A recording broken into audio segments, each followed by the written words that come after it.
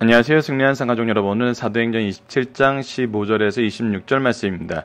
사도행전 파트 2의 39번째 강좌로 하나님께서 나와 함께 항해하는 자를 다 나에게 주셨다라는 말씀의 제목입니다. 승리한 삶은 말씀 중심 예배 중심의 성경 전문 교사를 양성하기 위해서 만들어진 성경 공부 교재입니다. 2016년 7월 현재 저희들은 사도행전 20장에서 28장 말씀을 상고하고 있고, 승리하는 삶은 발행이신 박요일 목사님의 구속사로 조망한 성경 연속 강해집 사도행전 상권을 통해서 편집이 되었습니다.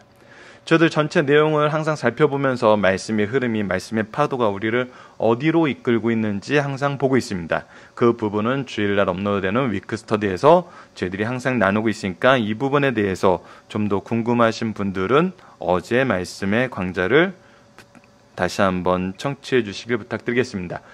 자, 이제 이번 주 말씀 안에서 우리가 바울의 모습을 통해서 무엇을 바라보고 있냐면, 하나님께서 역사의 주인공을 어떻게 세우시는지, 우리가 역사의 주인공임을 하나님은 어떻게 증거하시냐는 겁니다. 이거는 굉장히 두 가지, 다음 페이지를 보면서 아예 문장을 보면서 얘기를 하죠. 하나님은 우리를 역사의 주인공으로 이미 세우셨어요. 하나님의 역사는 하나님께서 주관하시는데, 이 모든 역사를 무엇을 중심으로 주관을 하시냐면 구속사를 중심으로 역사를 주관하세요. 그래서 항상 이 구속사가 가장 중요한 열쇠를 쥐고 있고, 이 구속사에 쓰임 받도록 하나님께서 부르신 그 종을 하나님께서는 쓰시고, 그 종들은 순종함으로 이 일을 감당하게 됩니다. 그래서 우리가 보게 되는 것은 어떻게 쓰시는가도 중요하지만, 이것을 분명하게 다른 사람이 보고 깨달을 수 있도록 증거해 주신다는 겁니다. 이거는 우리가 사도행전 작년 초반에, 그리고 지난달 이번 달 하면서도 몇 번 언급했던 것 중에 뭐가 있냐면, 하나님의 영역과 우리의 영역을 바로 구분할 수 있는 영적인 눈이 사도행전을 통해서는 굉장히 많이 소개되고 있다는 거예요. 바울이 선교지를 선택하는 모습에서는 더더욱 분명하게 드러납니다. 그가 안고 일어서고 나아가고 사람들이 받아들이고 거부하고 하는 모든 것들이 사도 바울의 개인의 능력이나 개인의 계획이나 개인의 뜻에 의해서 된 것이 아니라 성령님께서 일하시는 하나님의 계획과 예수 그리스도의 은혜로 이미 성령의 영역으로 구성되어 있던 부분이었어요. 그렇기 때문에 우리가 이것을 알게 되면은 오히려 무엇을 경험하게 되냐면, 하나님의 은혜가 너무나 크고 깊고 넓고 높아서 우리가 실패를 두려워하거나 어떤 환난에 의해서 낙심하거나 아니면 좌절하는 경우가 없다는 거예요. 왜? 하나님이 일하시는 일에는 낙담, 좌절, 실패 이런 단어는 어울리지도 않아요. 있을 수가 없죠. 단 우리가 이것을 바로 볼 수 있기 위해서는 무엇이 돼야 되냐면, 하나님의 역사하심의 기준과 우리가 이 역사 안에서 이 역사를 바라보고 해석하는 기준이 하나님 기준과 일치해야 된다는 거예요. 그것을 우리가 지금 승리하는 삶은 구속사라고 끊임없이 표현하고 있고, 성경이 바로 이 구속사를 얘기하고 있음을 우리는 너무나 자연스럽게 볼 수 있어요. 구속이라는 것은 항상 두 가지 의미로 우리에게 다가옵니다. 그것이 뭐냐면, 첫 번째는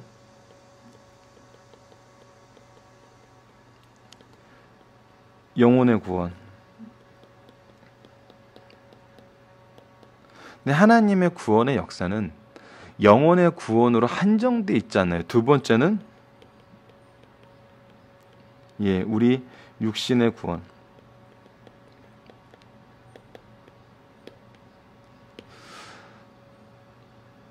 이것이 항상 성경 말씀을 보면은 동일하게 나타나는 걸 볼 수 있어요. 우리가 예수님의 예표의 인물로 구약에서는 요셉을 많이 듣는데, 요셉의 모습을 보세요. 요셉은 하나님의 구속사의 계획하심에 따라서 그 민족이 안전하게 거할 수 있는 고센 땅을 예비하시기 위해서 먼저 보낸 선지자였어요.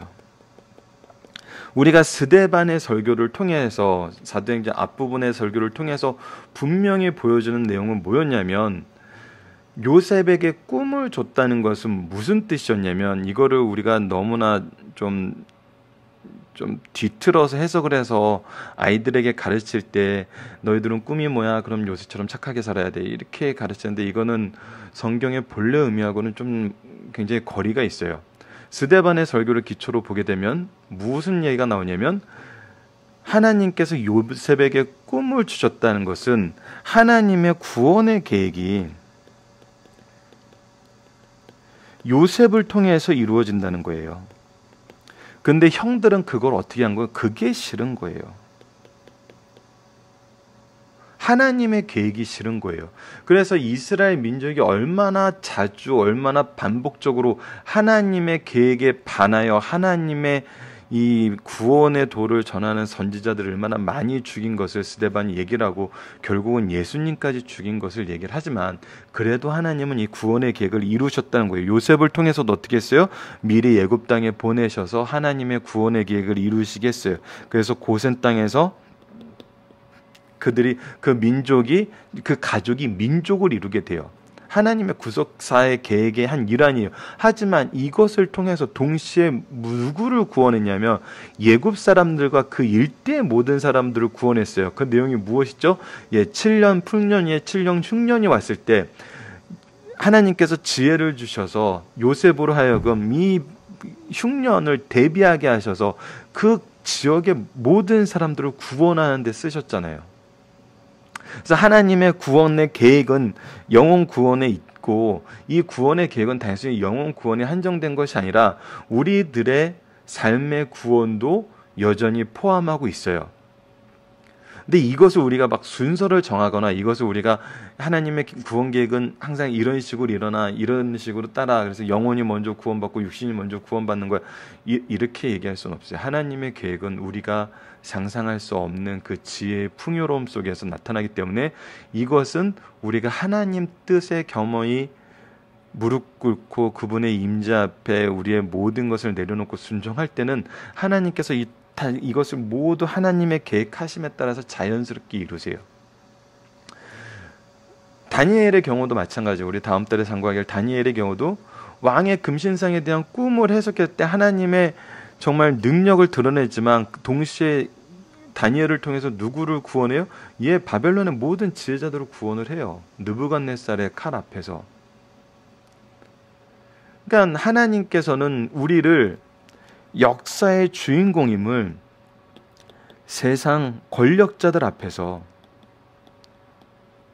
분명히 증거하세요. 요셉 시대의 바로와 다니엘 때 느부갓네살은 정말 이런 면에서는 정말 왕다운 왕인 겁니다. 이 증거가 선포되자 바로 무릎을 꿇어요. 그러니까 그 나라들이 그 세대에 엄청나게 부강을 해지는 거거든요. 그가 물론 우리 다니엘서를 보면 느부갓네살은 계속 죄를 반복하지만 하나님께서 느부갓네살을 본보기로 계속 쓰셔서 하나님의 주권을 선포하게 하시죠. 그래서 우리가 이제 뭐 좀 사이드적인 얘기도 많았는데 우리가 역사의 주인공임을 우리가 역사의 주인공이 되는 게 아니에요. 이거는 분명히 아셔야 돼요. 그래서 우리 자녀들 역사의 주인공으로 만들어야 된다고 이미 그거는 하나님께서 만드셨어요. 하나님은 하나님이 선택하고 하나님 뜻에 순종하는 자들을 하나님이 보시기 기뻐하는 종들을 통해서 하나님의 역사를 이루세요. 그래서 우리 자녀들이 우리가 믿음 안에서 하나님의 뜻에 순복하고 그 사명을 우리의 지상 명령으로 알고 따를 때 하나님은 그냥 증명해 주시는 거예요. 증거해 주신다는 거예요.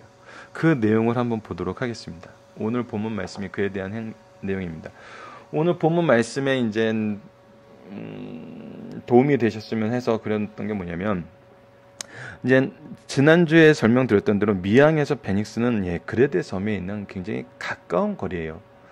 계속 끊임없이 역풍을 맞아서 간신히 여기까지 왔어요. 근데 아드리아 해로 가려고 했는데 그것도 여의치 않았어요.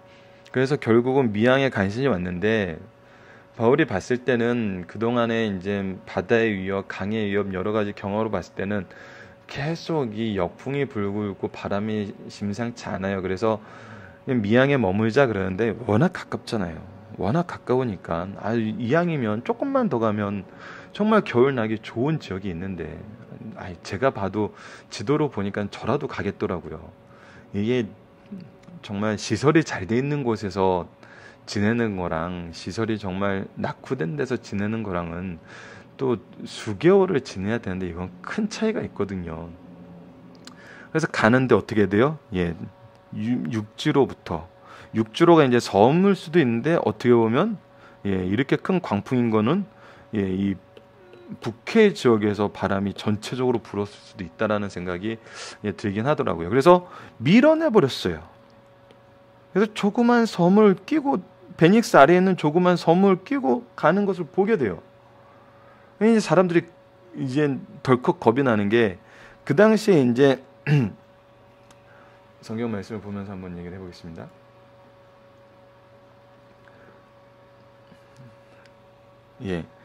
다음 페이지 성경은 좀 이따 펴서 보도록 하겠습니다. 가우디라는 섬이 있는데 요걸 보고 나니까 이제 사공들이 겁을 내기 시작하는 게 뭐냐면 우리말 성경에는 스르디스에 걸릴까 두려워 연장을 내려 그것을 쫓아가더라 그러는데 스르디스는 이제 엄밀히 말하면은 좀 지역 이름에 가까운 것 같아요. 왜냐하면 성경을 보면은 영어 성경을 보면 시르티스 해가지고 이제 이 어떤 연해가 있는데 이쪽에 이제 지중해 쪽에 있는 연해인 것 같아요. 근데 이쪽에 모래 언덕이 강한 거예요. 그래서 배가 딱 걸리면 홀로당 넘어가서 자초가 돼버리는 거예요. 굉장히 위험한 곳이 돼버린 거죠. 그래서 계속 광풍이 이쪽으로 이렇게 밀어내니까 여기에 걸릴 게 두려워서 닻을 내리고 버티고 있어요. 그랬는데 어때요?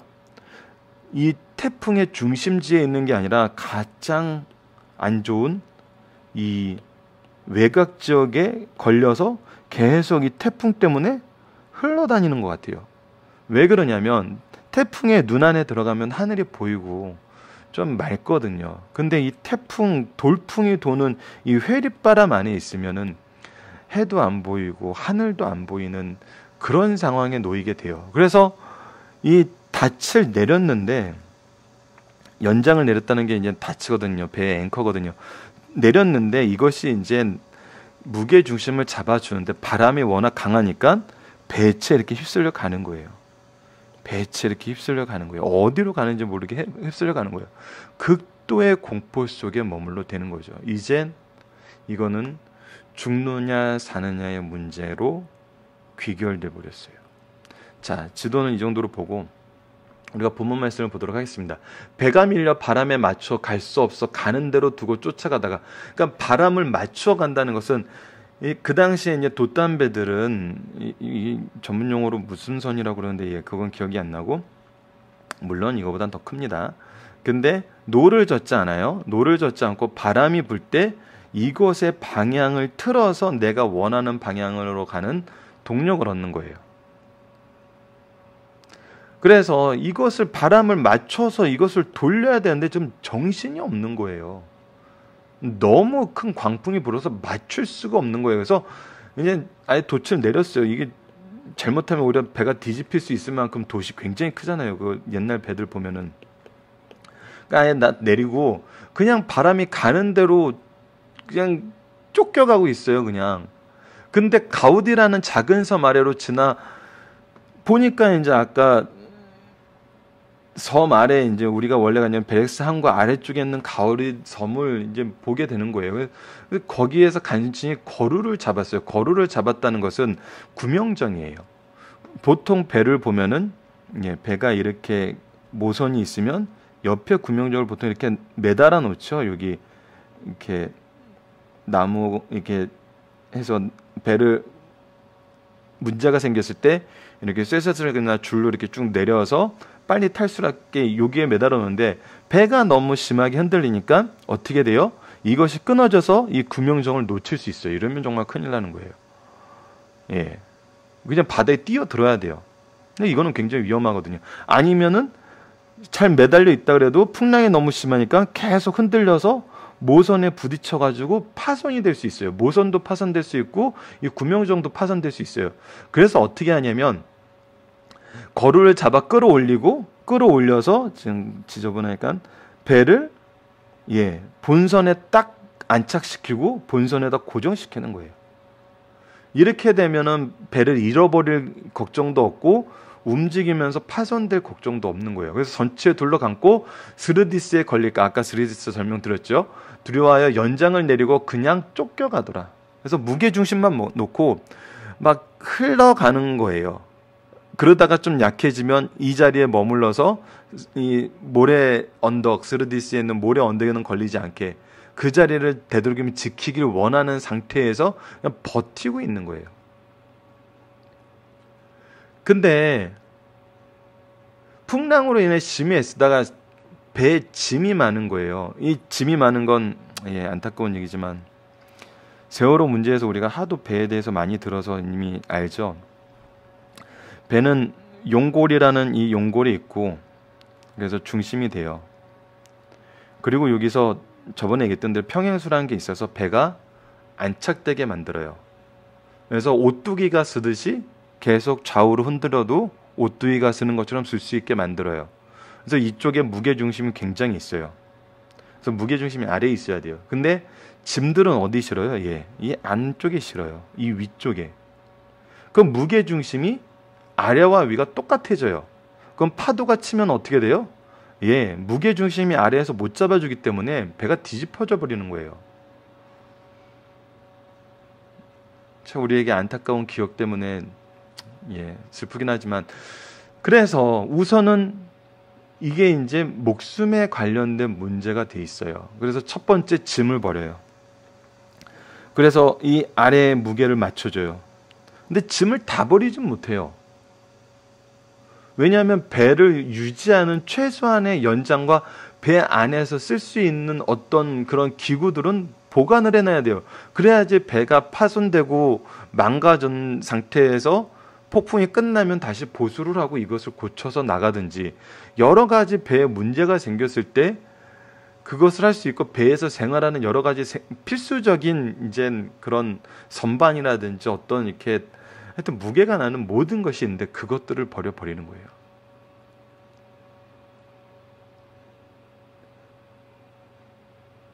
그런데도 이젠 최소한의 뭐만 남겨놨냐면 먹을 것만 남겨놨어요. 먹기는 해야 되잖아요. 굶어 죽을 수는 없잖아요. 그런데도 지금 상황이 어떠냐면 열연할 동안 해도 별도 보이지 않냐요. 그냥 태풍 안에 갇혀 있는 거예요. 그냥 계속 그 태풍의 회오리바람 쪽에 끌려가고 있는 거예요. 그래서 큰 풍랑이 그대로 있어요. 그래서 모든 것을 포기해야 돼요. 구원의 여망마저 없어졌다는 거예요. 그래서 어쨌거나 오랫동안 버티려고 보면은 이제 언제 이것이 끝날지 언제 이것이 그만둘지 모르기 때문에 사람들이 오랫동안 제대로 먹지 못해요. 근데 이때 놀라운 선언이 시작됩니다. 바울이 가운데 서서 말하되 사람들이 두려움에 공포에 있을 때 구원의 어떤 희망도 없을 때 바울이 가운데 서서 말하되 여러분이여 내 말을 듣고 글에 대해서 떠나지 아니하였다면 이 타득과 손상을 면하였으면 좋을 뻔하였느니라. 자, 이것은 여러분들 바울이 이걸 가지고 그런 식으로 해석하시는 분은 없을 거예요. 근데 혹시라도 쫀쫀하게 하나님의 구원의 선포를 얘기하면서 뭐 굳이 예전에 얘기했던 그 내용을 다시 얘기해. 자기가 얘기해서 받아들이지 않은 거에 대해서 왜 언급을 해. 좀 이렇게 뭐 요즘 애들 표현은 짜지다 그러나요? 그런 거 아니야. 근데 여러분 그거는 절대 아니에요.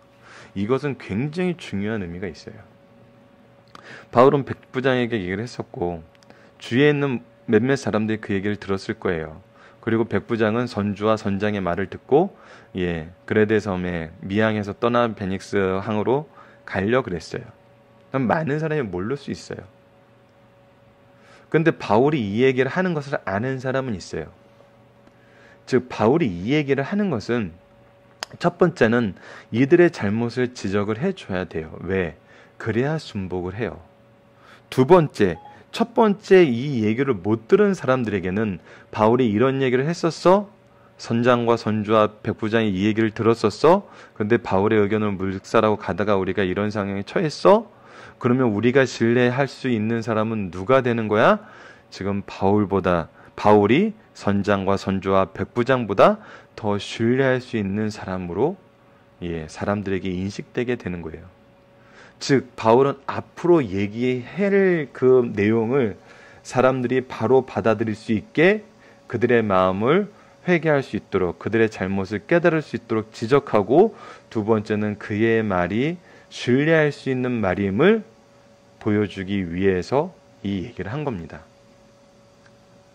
자, 그리고 나서 이것은 바울을 신뢰할 수 있는 사람이라고 알게 한 다음에 바울의 모습은 우리에게 너무나 정말 훌륭한 모습을 보여줍니다. 그리고 나서 자기를 백부장이나 선장과 선주보다 높이지 않아요. 바울이 얘기하고 싶어 한 건 딱 하나예요. 자, 보세요.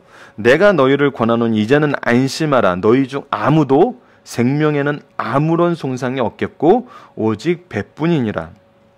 자, 이 말씀은 사람들이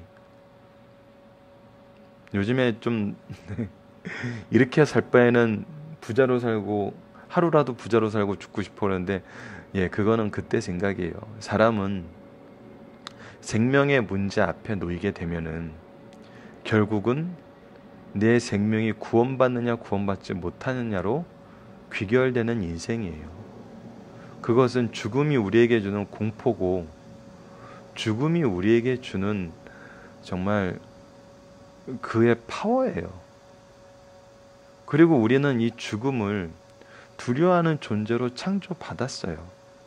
왜냐하면 우리가 죽는다라는 것은 하나님과의 교제의 단절이거든요. 그 하나님과의 교제의 단절은 우리에게 두려움입니다. 우리의 생명의 근원이 사라지는 거예요.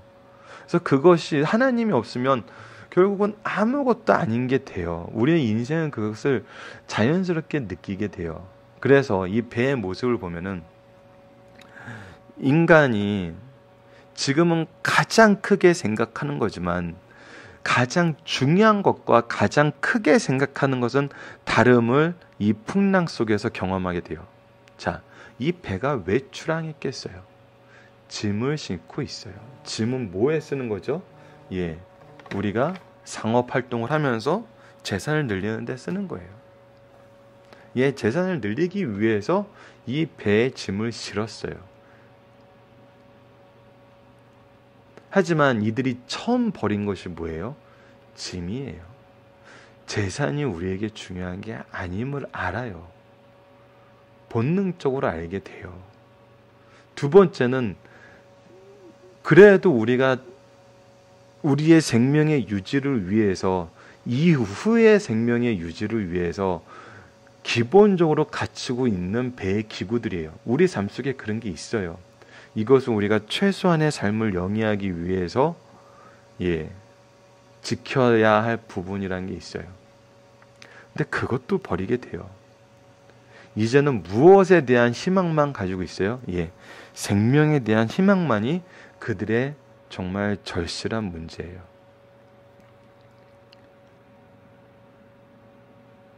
그래서 이 사도 바울의 선포가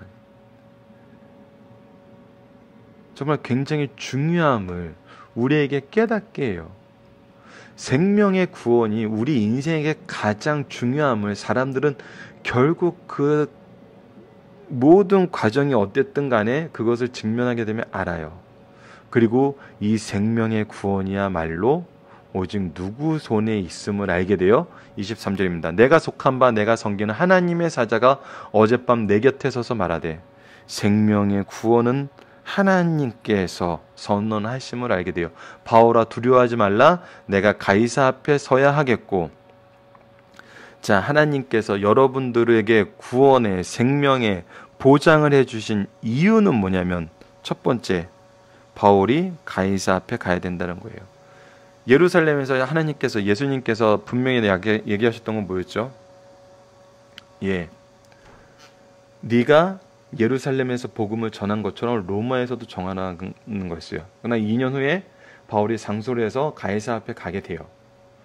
우리가 이것에 대해서 막 우리 이 부분 볼 때도 이거 세상적인 방법을 취한 거 아니야? 그래서 그것이 아니라는 것을 박유일 목사님 강해집을 통해서 제가 이제 좀 강해진 내용을 읽어드리면서 소개를 했었어요. 근데 하나님께서 이것이 하나님의 계획임을 여기서도 다시 한번 얘기를 해주세요. 내가 그 길을 너에게 가게 했었기 때문에 내 계획이 이루어질 것이라는 거예요. 또 하나님께서 너와 함께 항해하는 자들을 다 내게 주셨으면 내가 너로 인해서 누구를 구원하겠다? 이 배에 있는 모든 사람을 구원하겠다는 거예요. 네가 나의 구원의 선포자가 되고 통로가 되고 이유가 된다는 거예요. 이것은 우리 이후의 말씀을 통해서 놀라운 내용으로 변하게 되죠. 멜리데 섬에서 결국 그 지역의 주민과 여기 타고 있던 모든 선원들이 바울의 목회의 성도가 되어서 3개월 동안 집중적인 훈련을 받게 됩니다. 즉 이들의 목숨을 살리셔서 하나님은 무엇할 계획을 가지고 있던 거예요?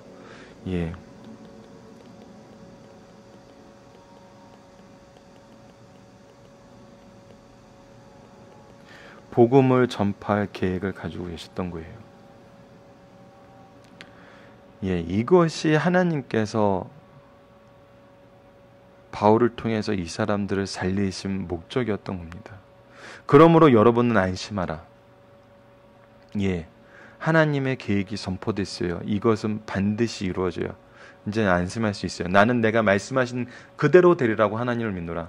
나도 이 약속을 의지한다는 거예요. 여러분, 내가 신뢰할 사람이라서 내 말대로 하면 돼, 이게 아니에요. 내가 할 수 있는 게 아니라 하나님이 하세요. 그리고 나는 이 말씀을 의지하고 믿고 있습니다. 그런 줄 우리가 반드시 한 섬에 걸리리라 하더라. 근데 이것이 막연한 의지가 아니에요. 하나님께서 구체적으로 그 길을 제시해 주세요. 우리가 사는데 어떻게 사냐면 한 섬에 걸려서 살게 된다는 거예요. 이것은 또 무엇이 됐겠습니까? 바울이 전하는 복음을 생명의 말씀으로 듣고 의지할 수 있는 역사적인 경험을, 삶 속에서의 경험을, 하나님의 증거를 보게 하심이에요. 그러니까 하나님이 증거하고 계세요. 바울을 통해서 내가 너희를 구원할 거고 바울을 통해서 너희들이 나의 구원의 복음을 접하게 될 것이다. 접한다라고 증거해주고 계셔요. 지금 이것을 우리가 정말 보면은 하나님이 우리를 위해서 얼마나 세밀하게 역사하고 계시는지를 볼 수 있습니다. 방금으로 인하여 어떤 상황에 놓이가 되나요? 아무것도 할 수 없고 그냥 쫓겨다니는 거예요. 쫓겨다니는 거. 우리가 세상을 살면서 이 세상 광풍 속에서 그냥 쫓겨다니는 삶을 살게 돼요. 여러분, 근데 오늘 말씀을 통해서 우리가 무엇을 깨닫게 되죠? 쫓겨다닐수록 하나님 말씀을 들으셔야 돼요. 쫓겨다니면 하나님 말씀을 안 들으려고 그래요. 많은 목회하시는 목사님들이 가장 안타까운 부분이 이런 부분이라고 얘기를 하세요. 제 주위에 목회하시는 분들이 많이 계시는데 기도해야 될 때, 하나님을 의지해야 될 때, 하나님의 말씀대로 자신의 삶을 하나님의 기준과 일치시켜야 할 때 오히려 하나님을 더 떠나간다는 거예요. 하나님을 원망한다는 거예요. 교회의 무용성을 얘기하게 된다는 거예요. 오늘 우리에게 보여주시는 말씀은 하나님의 역사에 의지하지 않으면 구원은 없다는 걸 보여주고 있어요. 자, 이튿날 사공들은 무엇을 포기하나요? 짐을 버려요. 내가 배를 띄웠던 목적을 버려요.